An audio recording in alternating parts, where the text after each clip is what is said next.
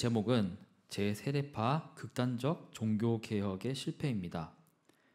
그리고 오늘 방금 전에 함께 읽어봤던 성경 말씀은 로마서 10장 1에서 3절까지의 말씀인데요. 로마서 10장 1에서 3절까지의 말씀은 사도 바울이 이스라엘 백성들이 하나님께 대한 열심이 있었지만 그 열심이 잘못된 방향으로 흘러갔기 때문에 유대인들은 하나님께서 예수 그리스도를 통하여 주시는 의에 복종하지 않았고 또 율법을 준수함으로써 자신들의 행위로 자신들의 공로로 율법으로 의를 구하려고 하였기 때문에 이 말씀을 작성하였습니다. 혹시나 오해가 있을까봐 말씀드리는 것이지만 오늘 말씀 속에 제세례파는 로마서 10장에 나오는 것처럼 유대인들처럼 율법으로 의를 구하려고 한 것은 아닙니다. 하지만 말씀을 통하여서 하나님께 나아가려고 하진 않았고 신앙의 열심 그리고 하나님에 대한 열심은 있었음에도 불구하고 말씀을 벗어나서 하나님께로 나아가려고 했던 점에서 오류가 있었습니다. 로마 교회에 반대하여서 개신교 종교개혁이 일어났습니다. 그런데 한편 개신교 종교개혁의 또 다른 한 갈래로서 제세례파가 등장하게 되었습니다. 이 제세례파라는 말은 다시 제자를 써가지고 다시 세례를 받아야 된다라는 것을 이야기하는 것인데요. 이 제세례파 운동의 실패와 그리고 한계 그리고 제세례파 운동의 교훈을 통하여서 오늘날 우리의 신앙생활에 어떻게 적용해야 할지에 대해서 우리가 배워보도록 하겠습니다. 첫 번째 제목으로 가겠습니다. 쯔빙글리에게 불만을 품은 사람들입니다. 앞에 보시면 되겠는데요. 첫 번째, 좀 더 강력한 개혁이 필요해. 오늘은 제세례파에 대해서 배워볼 것입니다. 다시 세례를 받으라고 한 이 제세례파는 사실 공교롭게도 지난 시간에 알아보았던 쯔빙글리의 종교개혁이 있었던 1520년대 스위스 취리히에서 발생했습니다. 제가 지난 시간에 쯔빙글리에 대해서 말씀드렸는데 또 오늘도 제세례파가 쯔빙글리랑 또 관련이 있습니다. 취리히에서 쯔빙글리가 종교개혁 운동을 했는데 그 중에서 두 반대자를 만나게 되었습니다. 첫 번째는 로마 교회였습니다. 로마 교회가 취리히에서 종교개혁을 하는 쯔빙글리의 반대자였고 또 두 번째가 누구였냐면은 바로 제세례파였습니다. 이들은 종교개혁자들보다도 더욱더 급진적인 개혁을 원했던 자들입니다. 알리스터 맥그레스라고 하는 그 신학자가 기독교의 역사라는 책을 썼는데 그 책에 따르면 이 제세례파라는 이름을 쯔빙글리가 지었다고 합니다.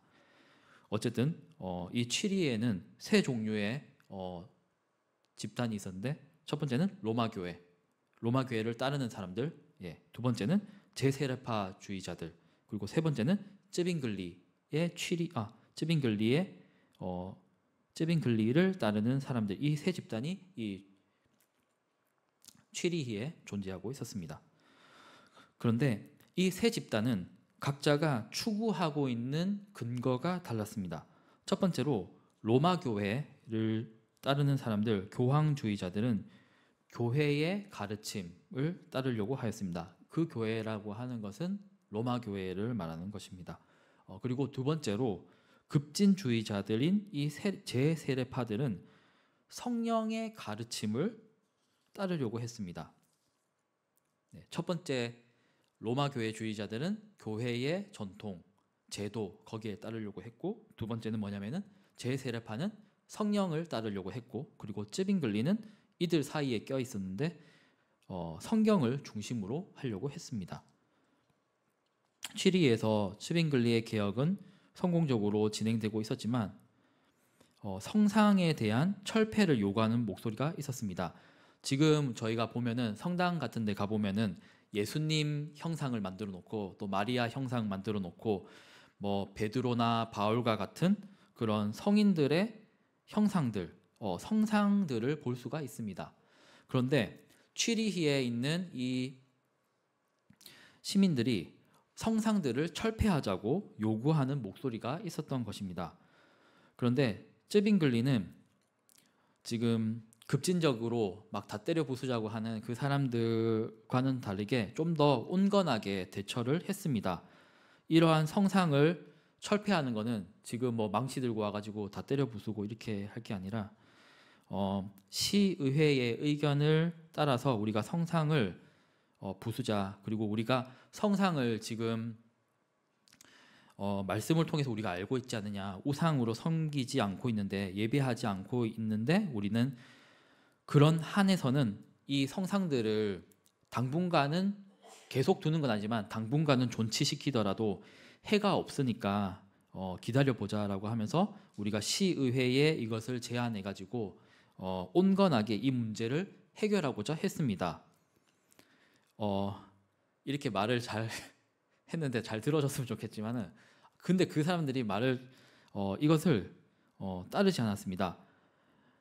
우리가 일부 과격한 사람들이 있었는데 성상에 대한 대처를 두고 쯔빙글리에 대해서 실망을 했어요. 아니, 야, 하나님 따르지 않는다, 시의회를 따른다, 이렇게 생각을 했던 것이죠. 그래서 더 강력한 개혁을 요구했습니다. 그래서 급진주의자들이 성상을 실제로 폭력적으로 부수어 버렸습니다. 다 박살내고 망가뜨리고 가루로 만들어 버렸던 것이죠.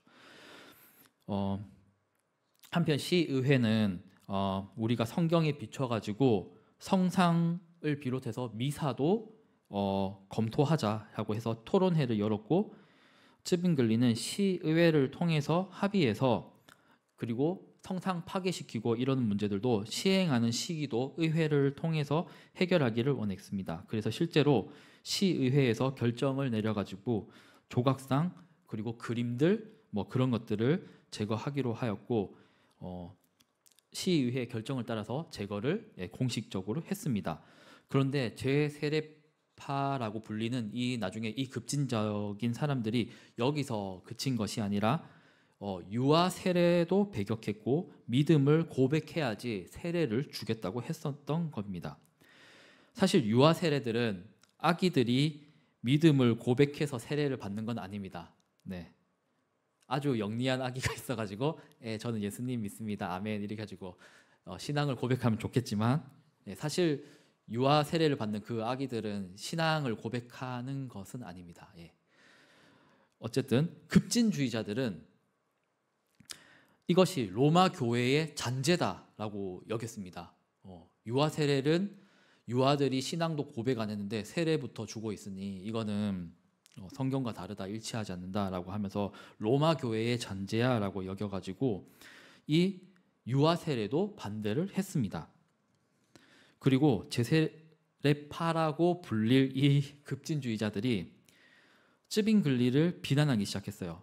쯔빙글리가 아니 왜 세상 정부인 시정부에 너무 의지하는 건 아니냐, 교회는 정부의 시녀가 아니라고 하면서 쯔빙글리를 비판했습니다. 그 두 번째를 보시겠습니다. 두 번째 보시면은 불만을 가진 사람들이 교회를 떠나서 자신들의 교회를 세웠던 겁니다. 1524년 2월에 이 유아 세례를 거부한 사람들, 이 사람들과 약간 화해를 시도하려고 했습니다. 그런데 실패로 끝났습니다. 시의회에서는 이 유아 세례를 거부하는 사람들에게 유아 세례를 8일간의 기간을 줄 테니까 8일 안에 유아 세례를 너희들이 베풀지 않으면 추방시키겠다고 하였습니다. 그런데 그들은 이에 반대를 했습니다. 유아 세례를 반대하는 것으로 그치는 것이 아니라 더 나아가서 일단 로마 교회에서 받은 모든 세례는 성인이라고 한들 모두 무효다.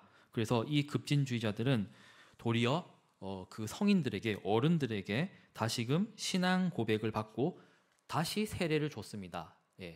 재세례를 줬습니다. 그래서 불만분자들은 급기야 교회를 떠나서 자신들의 교회를 세웠는데, 이것이 1525년 취리히에 최초로 제세례파 교회가 세워졌습니다. 여러분, 신당동에 가면은 뭐가 유명합니까? 떡볶이가 유명합니다.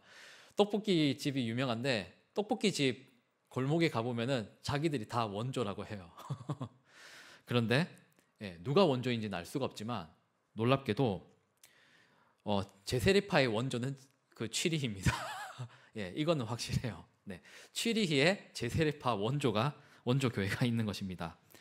로마 교회에서 영세를 받은 사람들, 로마 교회에서는 영세라고 하거든요. 근데 세례를 받은 사람들은 다시 개신교회에 와가지고 신앙을 다시금 고백하고 세례도 다시 받아야 된다라고 주장을 했습니다. 제세례파는 순수한 교회, 완전한 교회를 만들려고 했습니다. 츠빙글리의 설교를 비난했고 츠빙글리의 지도에도 순종하지 않았습니다. 급진적이고 또 과격한 개혁을 지지하는 사람들은 츠빙글리를 멀리 떠났고 그리고 취리히 시 정부에도 불복하게 되었던 것입니다. 그리고 다음 제목을 보겠습니다. 세 번째, 취리히 시 정부가 제세례파를 파문하였습니다. 제세례파는 취리히 시 정부의 권위를 인정하지 않았기 때문에 취리히 시 정부는 제세례파 그리스도인들을 엄하게 다루었습니다. 제세례파의 지도자들을 파문하였고 시에서 쫓아냈습니다. 어떻게 했냐면은 시의회는 제세례를 베푸는 자들에게 물에 빠뜨려 죽이겠다, 이렇게 물에 빠뜨려서 처형시키겠다고, 수장시키겠다고 엄포를 놓았습니다.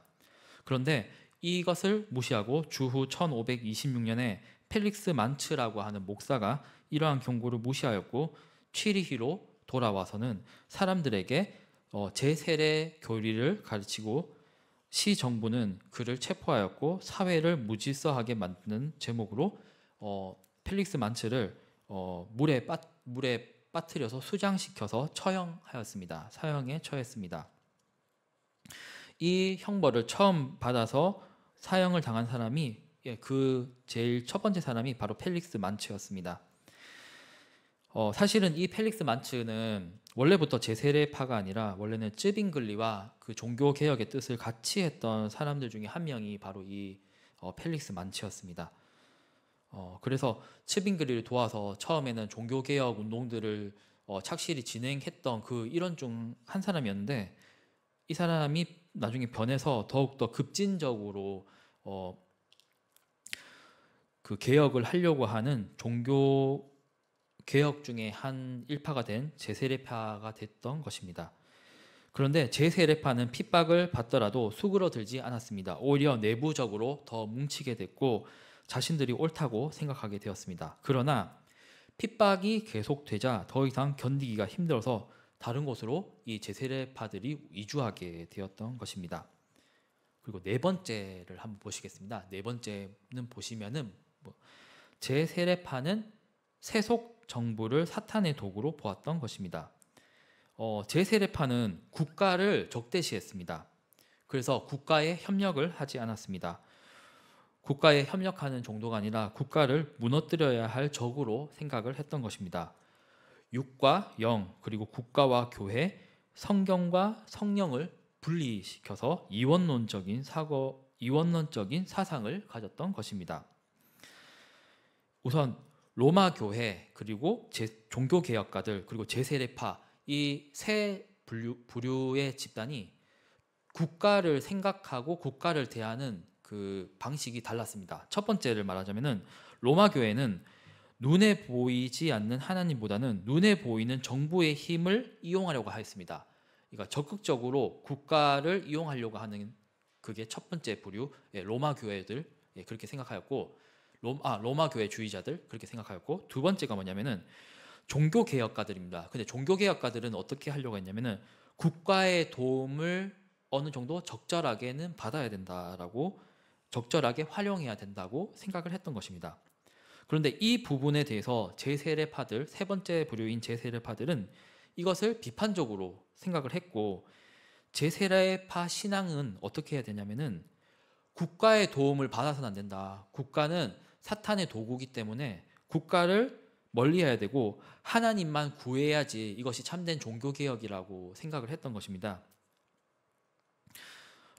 하지만 이들의 오류에 대해서 말씀을 드리고자 합니다. 그것은 무엇이냐면은 개혁주의의 입장에서는 종교 개혁의 입장에서는 특히 제가 논거로 제시하고 싶은 것은 개혁주의 신학자인 아브라함 카이퍼에 따르면은 국가도 또 경제도 예술도 문화도 하나님이 주관하시는 한 영역이라는 것입니다. 국가라고 해서 이것이 하나님과 반대되는 컨셉에 있는 뭐 적대적인 하나님에게 반대하는 그런 컨셉이나 뭐 개념이나 그런 세력이 국가가 아니라 하나님이 주관하시는 여러 영역들 중에 하나가 바로 국가라는 것입니다. 그래서 우리가 하나님의 말씀에 따라서 잘 이끌어 나가야 할 영역이 바로 국가라는 것이죠. 예, 국가가 따르고 있는 정책이나 그런 것들도 하나님께서 주관하시는 영역이에요. 예, 그게 뭐 사탄의 도구가 아니라 하나님께서 주관하시는 것이고, 문화도 하나님께서 주관하시는 것이고, 우리가 하나님의 말씀에 따라서 그 영역들을 바꿔 나가야 된다는 것입니다. 제세례파는 다시금 이렇게 제가 핸드아웃에 돌아오면은 제세례파는 교리보다는 성령의 내적 경험을 더 중시를 했습니다. 교리보다 성경보다 우리의 성령에 따라서 내적 경험을 받아야 돼. 이것을 더 중시했다는 것이죠. 이들을 보면은 성경 지식을 따르기보다는 마음속에 성령이 부어주시는 내적 빛을 찾으려고 했습니다. 그래서 형식이나 제도를 중시하는 기존 교회보다는 성령의 감동을 추구해야 돼. 이런 내적 빛의 매력을 느꼈습니다. 그리고 국가의 도움 받는 것, 교리를 의지하는 것, 이것은 거짓 그리스도인이다 라고 하면서 정죄를 하는 그런 방식으로 나아갔습니다. 그리고 다섯 번째를 보시면은 제세례파도 두 가지 종류가 있습니다. 두 가지 종류가 있는데 첫 번째가 뭐냐면은 급진적인 제세례파가 있고요. 그리고 두 번째는 뭐냐면은 평화적인 제세례파가 있습니다. 첫 번째로 급진적인 제세례파에 대해서 알아보겠습니다. 급진적인 제세례파는 혁명을 일으켰습니다. 1534년에 급진적인 제세례파들이 독일의 민스터 시를 점령하였고 제세례파 혁명을 일으켰습니다. 모든 이들에게 이전에 받았던 로마 교회의 세례는 무효하다. 그러니 신앙 고백을 하고 세례를 받으라고 하였고, 그렇지 않으면 모두 처형시키겠다. 그리고 모든 재산을 압수해서 사람들에게 똑같이 분배하겠다라고 했습니다. 예, 이것이 급진적 제세례파가 일으킨 민스터에서 일으킨 혁명입니다. 독일 민스터에 새로운 예루살렘이 도래할 것이라고 하였고, 세속 정부를 무너뜨리려고 하였고, 그런데 이 혁명은 나중에 진압당하게 되고 실패하게 되었고, 이 급진적 제세례파는 급속도로 힘을 잃게 되었습니다. 이러한 급진적 제세례파 혁명을 일으켰던 이들과는 다르게 두 번째 제세례파 부류는 뭐냐면은 평화적 제세례파가 있습니다. 이들은 우리가 앞서 살펴봤던 그 급진적 제세례파와는 정반대의 성격을 가졌어요. 완전히 정반대였어요. 첫 번째 급진적 제세례파들은 유혈 혁명을 일으키고 막 기존 정부를 전복시키고 이런 사람들이었으면은, 두 번째 사람들은 완전 정반대였는데요. 어떤 정도였냐면은 폭력을 완전히 거부했어요. 그리고 평화를 추구했습니다. 그리고 이 지도자가 누구였냐면 메노 시몬스라고 하는 사람이었습니다. 이 메노 시몬스는 원래는 로마 교회의 사제 출신이었는데, 이 사람이 나중에는 루터와 쯔빙글리를 따라서 종교개혁에 속해 있었습니다. 그런데 이 사람이 나중에는 제세례파에 가입을 또 하게 됐어요. 그리고 1534년과 36년에 있었던 민수터 천년왕국 이 전쟁, 혁명을 일으켰던 제세례파 혁명을 일으켰던 것에 대해서 비판을 했어요. 그런 식으로 하는 거는 제세례파 급진주의 운동을 제대로 하는 게 아니다라고 비판을 하면서 칼을 거부해야 된다, 평화를 가르쳤습니다. 마치 예수님이 겟세마네 동산에 있었을 때 베드로가 칼을 휘둘렀잖아요. 근데 예수님이 뭐라고 하셨나요? 그 칼을 도리어 넣게 했고 칼로 흥한 자는 칼로 망한다고 하면서 폭력을 행사하지 않게 했잖아요. 예수님이. 예, 그리고 예수님이 고난 당하실 때도 그냥 맞기만 맞으셨잖아요. 예, 그런 것처럼 이 사람들은 우리도 폭력을 사용하면 안 돼. 무조건 평화적으로 해야 된다고 생각을 했었습니다. 그래서 혁명으로 세상을 전복시키려고도 하지 않았고 그 대신에 신자는 세상을 떠나야 돼. 우리는 세상을 멀리해야 돼. 라고 생각을 했습니다. 그래서 공무원도 해서는 안 돼. 정부가 우리를 감옥에 가두면 저항하지 말아야 돼. 때리면은 정부가 우리를 피 흘리게 하고 폭력으로 진압하면 우리는 그대로 맞아야 돼. 때리면 맞고 군대에도 들어가면 안 돼. 군대 징집도 거부했습니다. 우리는 총을 잡으면 안 돼. 이렇게 했던 사람들이 평화적인 제세례파였고 평화적 제세례파는 나중에 미국으로 건너갔는데 그 교파를 메노나이트라고 합니다. 이 메노나이트가 이름이 어디서 나왔느냐? 메노 시몬스에서 나온 사람들이 이 사람들이 메노나이트입니다. 제세례파를 역사적 기원으로 삼고 있는 그 미국의 교단이나 공동체 중에 그 아미시라고 하는 사람들이 있어요. 아미시. 예. 제가 미국에 여행 갔는데 아미시 공동체 사람들을 나이아가라 폭포에서 만났어요. 옷을 진짜 옛날 그 사람들처럼 입고 있어요. 예, 그때 옛날 당시에 1600년대 당시, 1700년대 당시에 옷을 입고 있고 그 사람들을 만났거든요. 근데 그 사람들이 어떤 삶을 살아가고 있냐면은 아까 제세례파가 어떤 사람들인지 말씀드렸다시피 세상을 멀리하고 적대시하는 사람들이었는데 이 아미시 공동체도 세상과 격리되어져서 살아가요. 예, 제세례파 흐름에 있는 사람들인데요. 이 아미시 공동체가 이 사람들은 병역을 거부해요. 나는 군대에 들어가지 않겠다. 네. 그리고 병역을 거부하고 자동차도 안 타고 다닙니다. 이 사람들은 마차를 타고 다녀요. 예, 마차를 타고 다니고 전기도 안 씁니다. 예, 전기도 안 쓰고 전자제품도 안 씁니다. 예, 전자제품이 있어도 전기를 안 쓰니까 쓸 수가 없겠죠? 예, 전자제품도 안 쓰고 여러분 전화도 안 씁니다. 컴퓨터도 안 씁니다. 그러니까 세상의 모든 문명들 그런 문명의 이득들 하나도 안 본다는 것이죠. 그리고 정부로부터 어떠한 도움도 받기를 거절합니다. 그래서 의료보험도 안 듭니다. 큰일 났습니다. 의료보험도 안 들면 어떻게 치료받아야 될지 모르겠는데 의료보험도 안 들고 정부의 도움도 안 받고 정부의 공교육도 안 받습니다. 자기들이 학생들 다 교육시키고 그렇게 합니다. 예, 공교육도 안 받고 의료보험도 안 받고 그렇게 살아갑니다. 세상의 문명을 완전히 거부하는 것이죠. 원천적으로 차단하는 것입니다. 이러한 아미시 공동체가 평화적 제세례파의 한 갈래라고 볼 수가 있겠습니다. 예, 드디어 제가 말씀드리고 싶은 것은 적용입니다. 예, 저희가 지금까지 역사적 흐름을 살펴봤지만 가장 중요한 것이 적용이라고 생각합니다. 예, 적용을 한번 알아보도록 하겠습니다. 우리 삶과 신앙에 어떻게 적용할 것인가. 예, 지금 수요 예배에 오신 모든 성도님들이 졸지도 않으시고 열심히 들어주셨는데요. 이거는 좀 더 주목해서 한번 들어주시면 좋겠습니다. 적용을 어떻게 해야 되느냐? 예, 적용을 어떻게 될지 한번 보겠습니다. 뭐냐면은 여섯 번째, 성경과 교리를 우리가 중시해야 된다는 것입니다. 이 제세례파의 특징이 뭐냐면은 교리에 좀 무관심한 편입니다.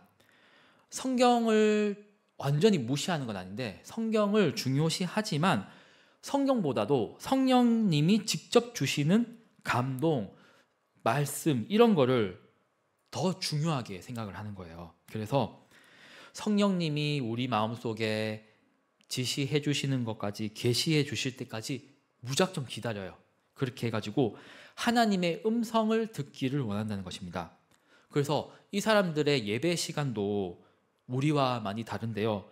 설교자가 따로 있어가지고 강단에서 말씀을 선포하는 게 아니라 예배 시간도 성령님이 말씀해 줄 때까지 말씀해 주실 때까지 조용히 기다립니다. 그렇게 해가지고 이러한 사람들하고 유사한 기독교 분파가 있는데 퀘이커라고 미국에 있어요. 예. 그 사람들하고 굉장히 유사합니다. 이 사람들은 또 미국의 펜실베니아주 필라델피아 그 퀘이커가 굉장히 유명한 도시거든요. 예. 어쨌든 이 사람들도 이 성령의 빛, 하나님께서 주시는 계시 이런 것들을 중요시합니다.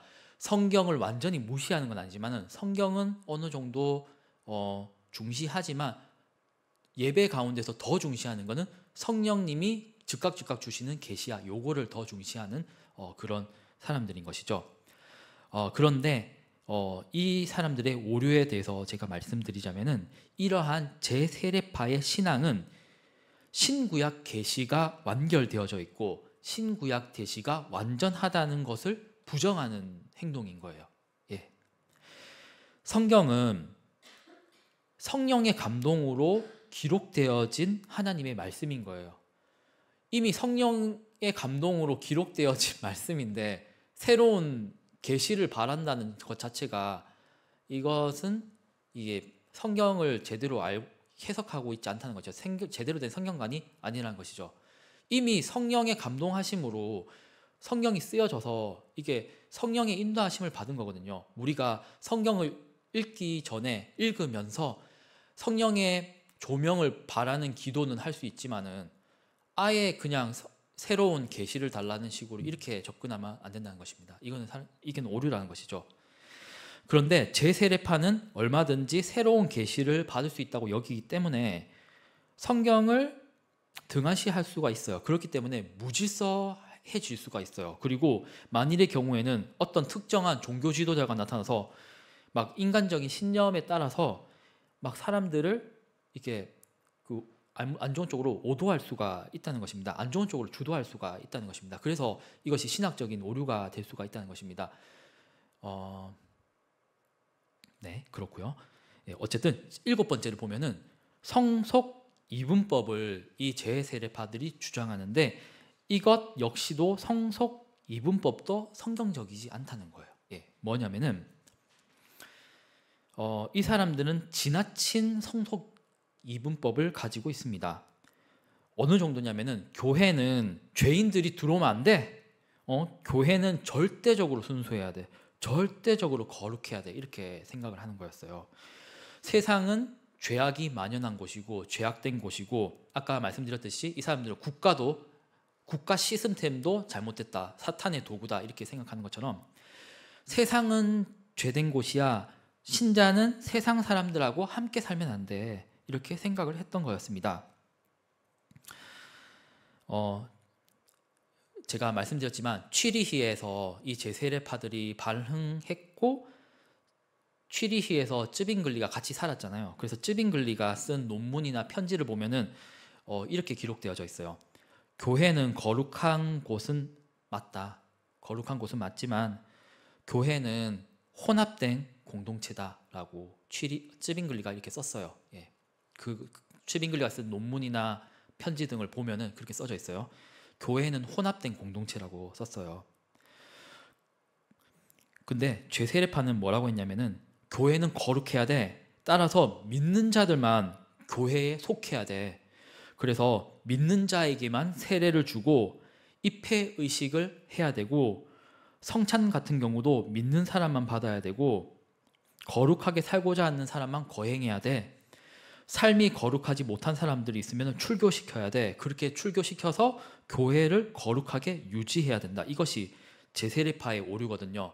근데 쯔빙글리가 썼던 그런 논문들, 편지 등을 보면은 이렇게 나와 있습니다. 뭐라고 했냐면은 쯔빙글리가 거룩한 참된 교회는 하나님만 아는 건데 지금 제세례파가 하고 있는 것은 사람 눈으로 봐가지고 지금 쫓아내고 있고 참된 교회는 하나님만 아는 거다. 이렇게 쯔빙글리가 쓰고 있어요.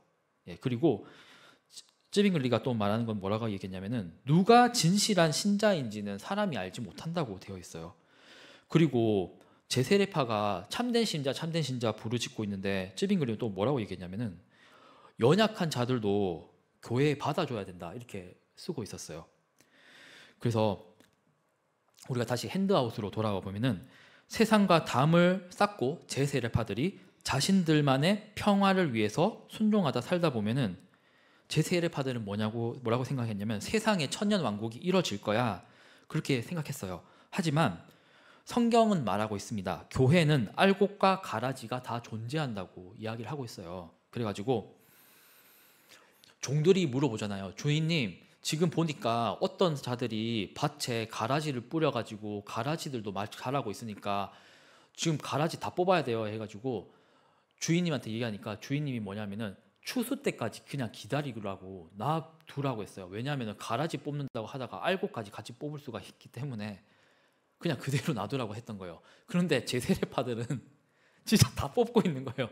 알곡도 뽑고 가라지도 뽑고 그냥 사람 눈에 안 맞으면 다 뽑아버리는 거였어요. 근데 중요한 게 뭐냐면은 참된 신자인지 아닌지는 사람이 알 수가 없어요. 예. 하나님께서 아신다는 거였어요. 예. 그것이 쯔빙글리가 자기가 편지를 쓴 거에 대해서 논문을 쓴 거에 대해서 보면 쓴 것을 제가 보게 됐는데 그렇게 써져 있었던 거였어요. 예. 어쨌든 뭐냐면은 성도는 더 나아가서 성도 역시도 세상 속에서 살아가야 되지만 세상의 소유가 되지 말아야 된다는 것입니다. 예. 그리고 우리가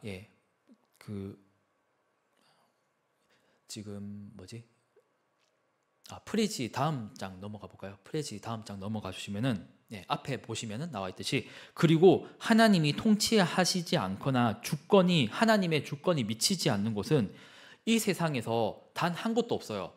바늘 아시죠? 바늘 얼마나 가늡니까? 이 바늘 하나 꽂을 수 있는 그런 공간 얼마나 좁나요? 0.00000 그런 면적이겠죠. 바늘을 하나 꽂았어요.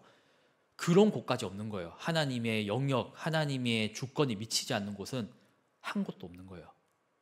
하나님의 주권은 다 미쳐요. 이 지구상 우주 전체 다 미친다는 거예요. 그렇기 때문에 우리가 세상 속에서 살아가면서 세상을 복음으로 변화시켜 나가야 되는 거예요. 제세례파는 제가 아미시 공동체에 얘기했던 것처럼 세상 적대시하고 세상과 벽치고 전기도 안 쓰고 이렇게 살았잖아요. 자기 울타리 안에서만 살았잖아요.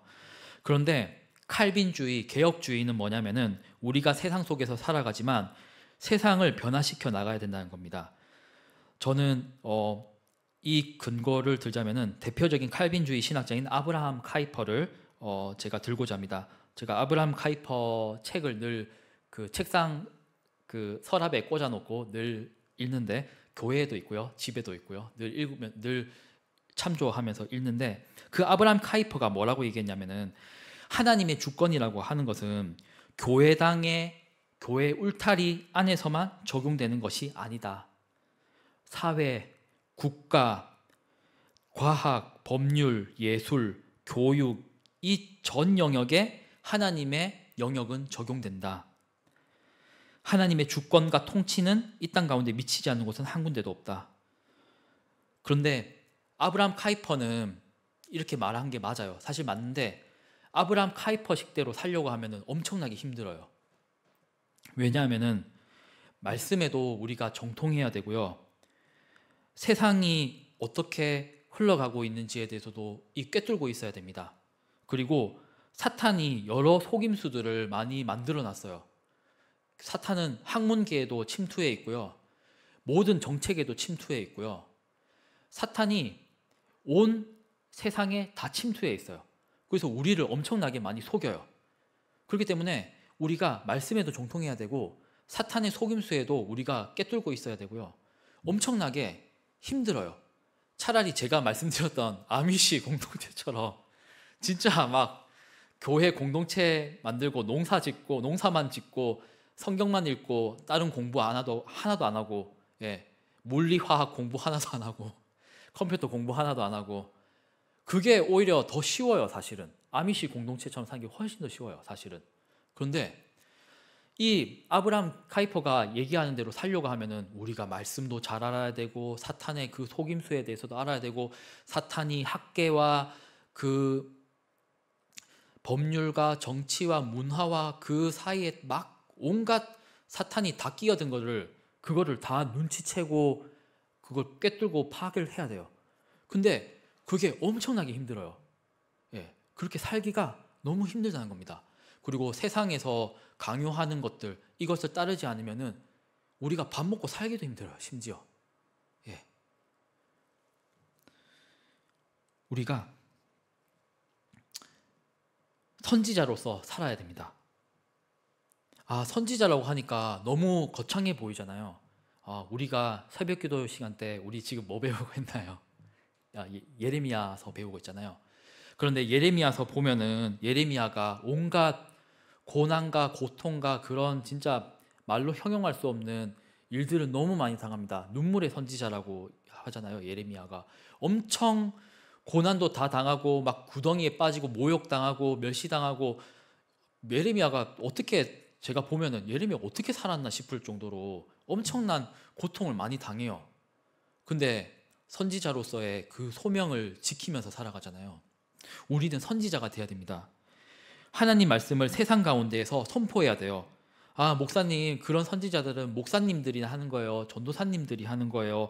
뭐 선교사님들이 하는 거예요. 목사님, 그거는 선지자 같은 사명은 우리 같은 일반 성도들은 못 하는 겁니다. 이렇게 얘기를 할지 모르겠습니다. 하지만 우리가 소금의 역할로서 이 세상 가운데 이 하나님 말씀을 선포하고 살아가는 것은 힘들 수 있지만, 그런 선지자로서의 소명을 감당하면서 세상을 변화시켜 나가고 전도하면서 그렇게 조금씩이라도 우리가 바꿔 나간다면은 이 세상을 변혁시켜 줄 수 있을 줄로 믿습니다.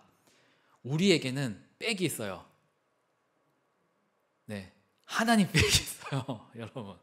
네, 우리가 너무 힘이 없어 보이고, 야, 저기 뭐 대단한 어떤 대학 교수들, 야, 뭐 케임브리지 대학에서 박사학위 받았네. 와, 옥스퍼드 대학에서 박사학위 받았네.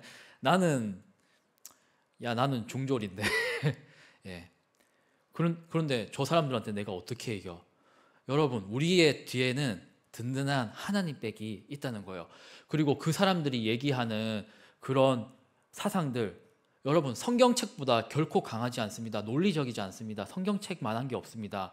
우리가 뭐 와가지고 새벽기도 시간에 목사님 설교 듣고 그 주일날 와가지고 목사님 설교 듣고 별거 아닌 것 같지만, 여러분, 이것만한 참된 진리의 길이 없습니다. 이것이 유일한 참된 길입니다. 우리가 그런 선지자로서의 사명, 우리가 점점 정말 부족하고 힘도 없어 보이고 어리석은 것 같고, 우리가